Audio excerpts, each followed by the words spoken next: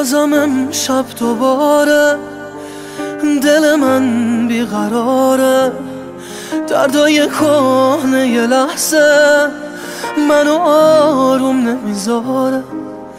کابوس و فکر و غمشم همه آغوشم شد، من خودم رو بعد تو کلن فراموشم شد.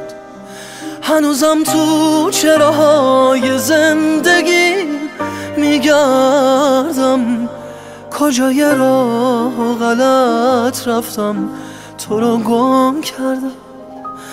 تو دلم پاییزه، حالم غم انگیزه، هر نفس که میکشم از هوات لبریزه.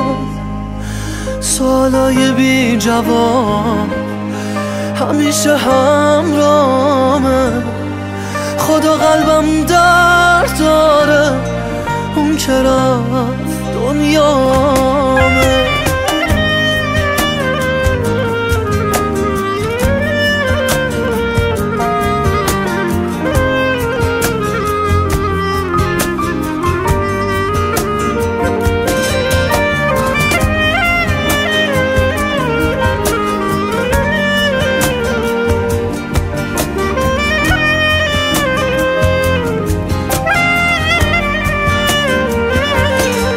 در و دیوارای خونه که زندونم شد، درد این فاصله انگار بلای جونم شد. من و جاده زیر بارون باز تو خاطر هامون، هر دو میرسیم به دریا، هر دومون خیس چشامون.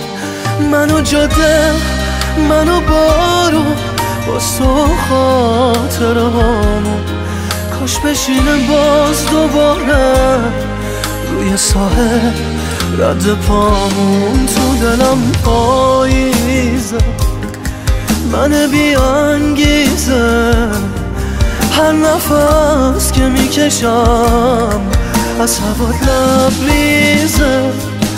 سوالای بی جواب همیشه همراهمه، خدا قلبم درد داره، اون که رفت دنیامه.